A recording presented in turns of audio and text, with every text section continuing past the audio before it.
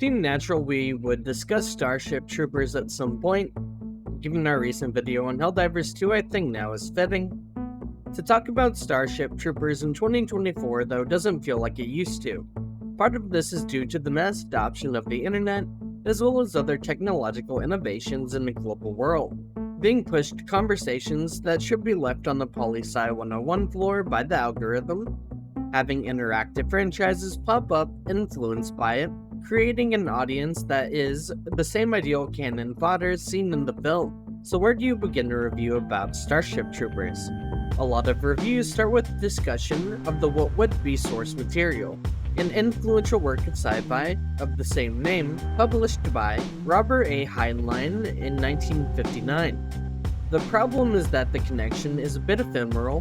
While it is true that Verhoeven's movie has the same name and setting, he's struggled to get through a couple of chapters, somewhat writing it up and having someone explain the rest of the book to him.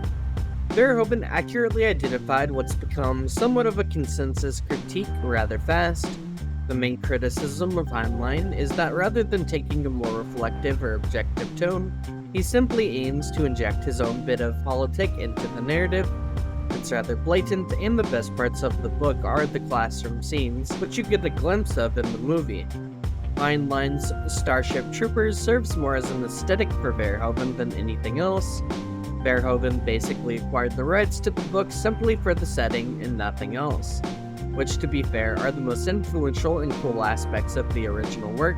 What's more interesting to me is how much influence Heinlein's novel has actually had in general. The authors of The Expanse hit on this feeling in their review of it and how it relates to their own work.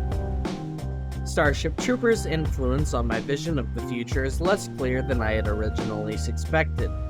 Yes, like everyone else in the universe, I fell in love with his descriptions of the power armor that his mobile infantry wear. It's one of those ideas that is so clearly correct that it immediately becomes part of the SF zeitgeist. And in fact, the military is hard at work to make his vision a reality. Strength-augmenting exoskeletons have already been developed that would allow a soldier to carry in more gear into battle. Wrap some armor around that, mount weapons on it, we've got mobile infantry suits.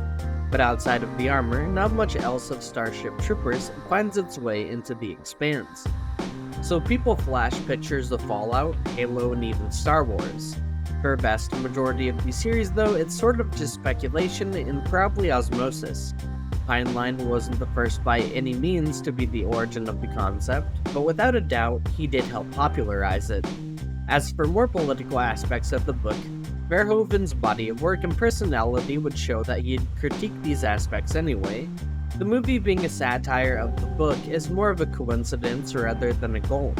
It's simply featured in a mix of fascists and aspects of liberalism to be on the chopping block.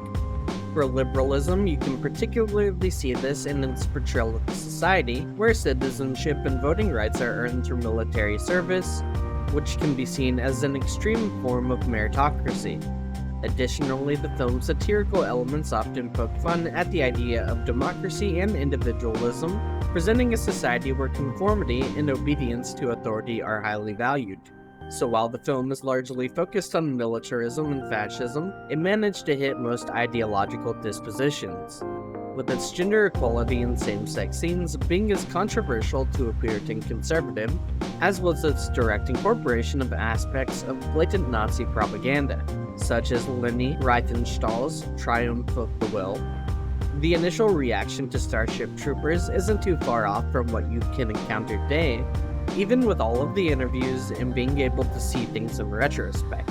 As for the film itself, Starship Troopers offers two distinct halves, one focusing on a group of graduates embarking on their journey, while the latter half is packed with the relentless action and impressive special effects. It actually was nominated for the Best Visual Effects back in 1997, but lost to Titanic. The film nods to classics like Star Wars and Aliens, particularly evident in its portrayal of a cocky military unit facing unexpected challenges from intelligent adversaries. The parallels to Aliens are striking, echoing themes of overwhelmed soldiers and formidable alien leaders. The film seamlessly blends homage and originality, making it conceivable that it shares a universe with its predecessors. The film's effects are impressive, but its true strength lies in its satire, which takes aim at societal norms through television clips and fake advertisements. Unlike Verhoeven's previous work like RoboCop, which critiques Cold War politics and the automotive industry, Starship Troopers delivers more pointed satire. It portrays exaggerated military propaganda, showcasing cheerful citizens and children wielding guns to promote enrollment in federal service. The depiction of a Nazi-like regime, complete with symbolic imagery, serves as a stark warning against extremist policies. Verhoeven's critique extends to militarism, highlighting the lack of strategy in Federation forces and the devastating consequences of unchecked policy through graphic scenes of war. The film's ending is a sobering commentary, as the protagonists become unwitting participants in the very propaganda machine they once opposed. Unfortunately, Starship Troopers manages to become more and more relevant, leaving a lasting legacy in an initially immensely controversial moment of Verhoeven's career. What do you think of Starship Troopers? What aspects of the film do you think hold up today? Be sure to let us know in the comments below. Thanks for making it until the end of the video. We'd appreciate it if you leave a like on the video and be sure to subscribe to the channel. Here at Inner Spiral, we cover a mix of media, including the video games, movies, and shows we love. So be sure to join us, and we'll see you next time in the Spiral.